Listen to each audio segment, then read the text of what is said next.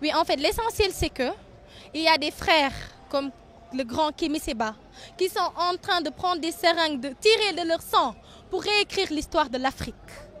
Et aujourd'hui, ce rassemblement est un rassemblement historique. Pourquoi? Parce qu'on est en train de réécrire, d'écrire une page dans l'histoire de l'Afrique. Le franc CFA est la plus grande exploitation monétaire qui existe dans le monde. Parce qu'il faut savoir que le franc CFA lui-même a été directement tiré de la vision d'Hitler. La manière dont le franc CFA a été mis en place, c'est la même manière dont le nazisme avait imposé aux Français de leur soutirer de l'argent jusqu'à 1945. Et qu'est-ce qu'a fait la France à partir de 1945? Comment on appelle ça? À partir de 1965, la fin de la Seconde Guerre mondiale, la France a immédiatement pris ce modèle qu'avaient pris Hitler et le nazisme pour le leur imposer. Il l'a imposé à ses colonies. Qu'on le dise, c'est ce qui se passe, c'est la vérité. Maintenant, on n'est pas contre. Moi, je ne dirais pas que je suis contre la déclaration qu'a fait le président.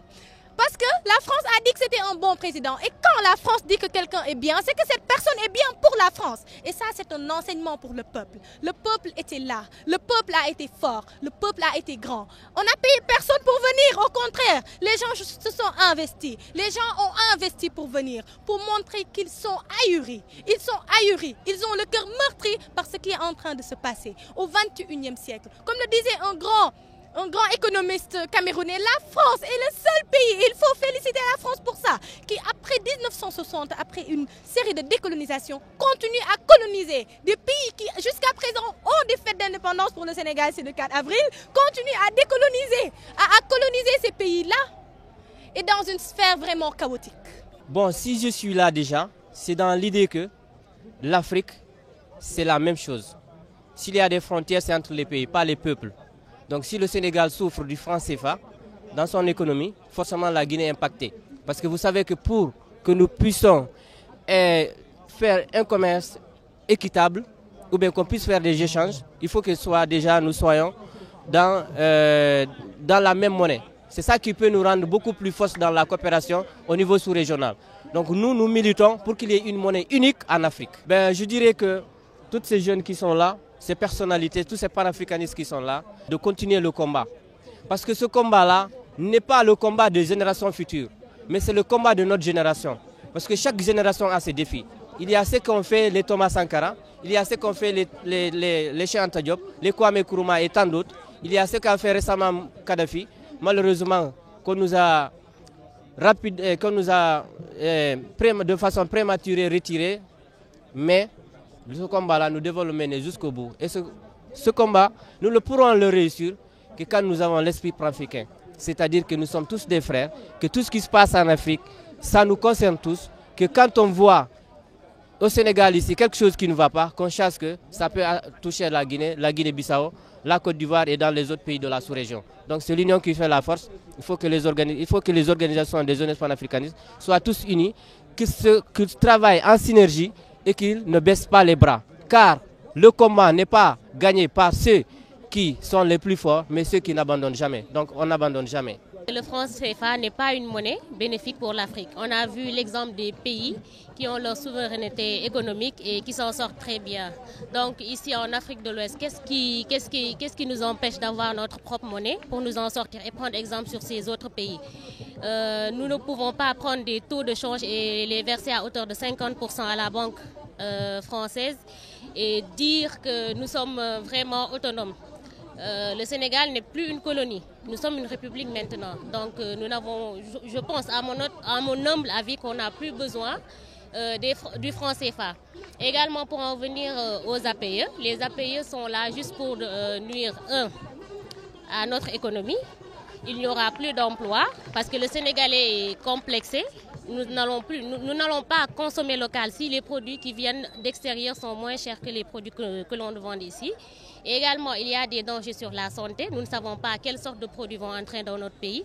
Et les emballages de ces produits peuvent aussi nuire à notre environnement. On ne veut pas du franc CFA ni de la signature des APE parce que le franc CFA, c'est une monnaie coloniale et fasciste puisque c'est une monnaie, c'est un mécanisme qui a été inventé par l'Allemagne nazie.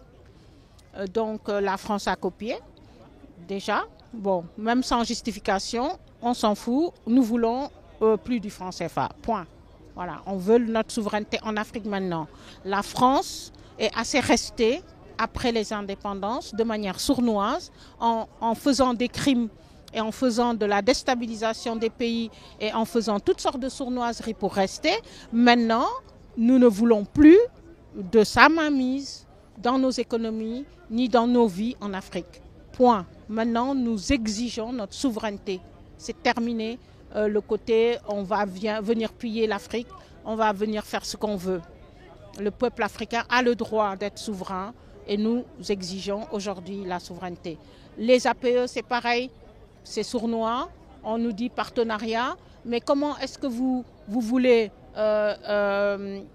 qualifier un tigre qui est en train de dépecer une gazelle et on dit à la gazelle, bah non, on est partenaire.